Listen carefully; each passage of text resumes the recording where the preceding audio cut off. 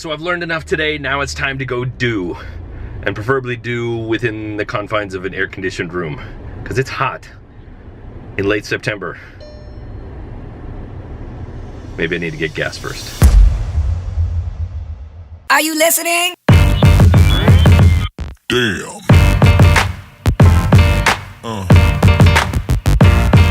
Yeah. Yeah. Yeah.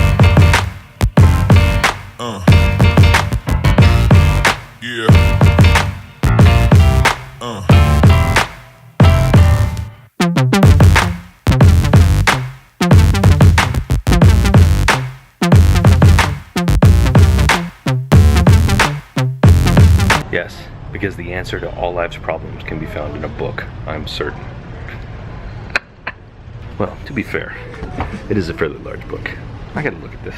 You know, it's actually kind of serendipitous that I found that book there, because the whole reason I went into Barnes & Noble in the first place, into the bookstore there, was to film this idea of me doing research, and then the idea of serendipitous discovery while I'm doing said research. So, this will all make sense in just a minute, but I think it's funny that it worked out that way.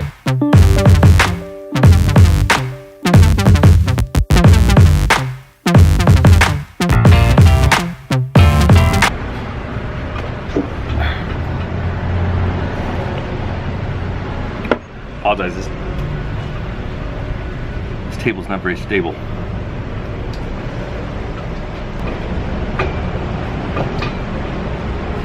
Gotta get my notes out of my back pocket. Because when you're talking about important stuff, you need notes. So what I want to talk to you about today is a little bit inside baseball, meaning a little bit video process, a little bit art process, and process. So if you check out, I totally understand, but you might want to stick around.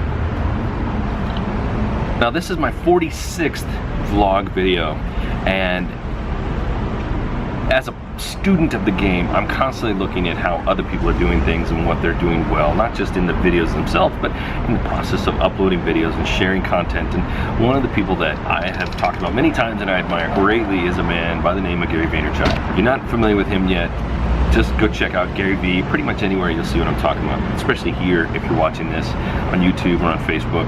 You'll see what I mean when it comes to the videos. One of the things that Gary is very good about with his team is he takes a video, whether it's a long form thing like this, something from a conference that he talked about, one of his Ask Gary V shows, is he takes snippets of that information and they cull it down to 1 and 2 minute little videos that they share that all center around a general idea. I've always thought this was interesting, but what's really tedious about that is going through each of the videos to grab little snippets from different videos that you filmed over a period of however long to get this one idea down to a 30-second or 90-second video. I just didn't understand how the process worked. So after I was thinking about it for a bit, about how would they go about this? How would they find this information? How would they make it easy for them to find this information? Where would these snippets be? Do they already create the snippets in order for them to eventually make something? Is there some sort of tagging and coding system where they can easily go, okay, look for all videos centered around the idea of hustle. Look for all videos centered around the idea of patience. How do you find those things within this gigantic archive of videos to make it easy on yourself? And I started to think about something I saw at the Broad Museum in downtown Los Angeles. You're good. You're good.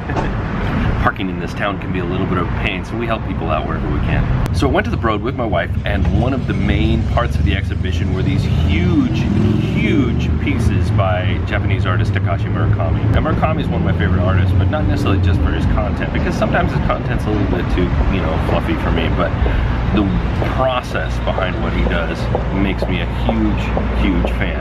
Number one, he uses layers upon layers upon layers upon layers upon layers within his work. And when it comes to artists that I appreciate, I find that I always kind of gravitate towards artists that use this same idea of layers upon layers. Number two, he's always using repurposed items throughout his work. All the way as far back as you can see to now, he's using a lot of similar imagery. He does this because he's created an archive of these images so that he or his assistants can easily pull from and create new imagery based around whatever idea he wants to communicate. As I started to research more into him to find out more about his process, I found out that he is largely digital. In fact, 95% of his work is all digital because he really appreciates this idea of what he calls super flat, which is a representation of the kind of superficial culture in Japan.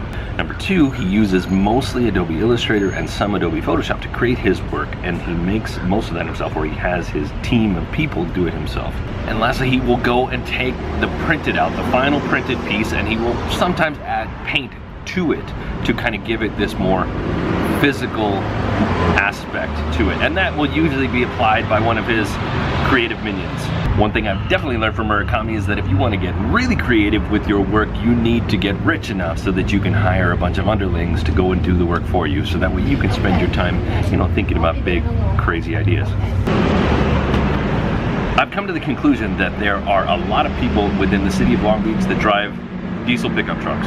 Not that that's important to anything.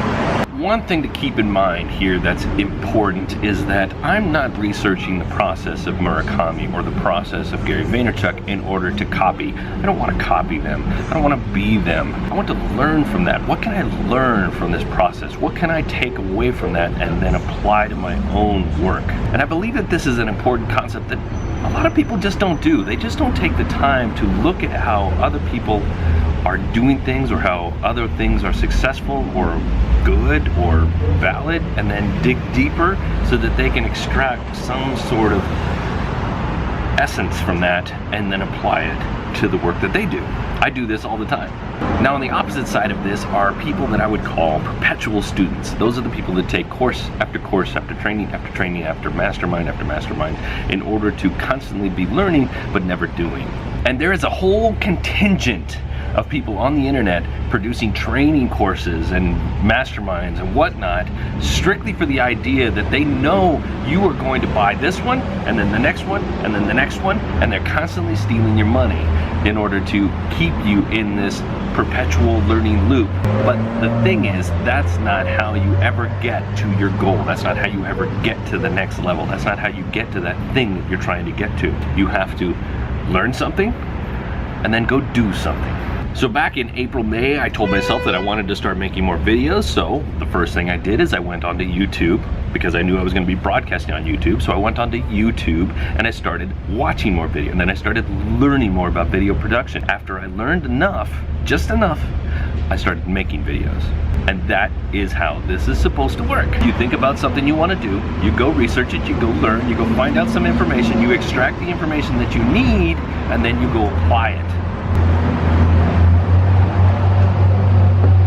And then the cherry on top of all that information is that you go and continue to learn how to improve upon the work that you're already doing. Once you've started to make videos, you learn how to make better videos. Once you've started a new art process, you learn how to improve that process. Once you've started a business, you learn how to improve that business. This is the cycle. Learn something, do something. Learn something, do something. What I'm learning today right now is to time my video segments between all the series of cars.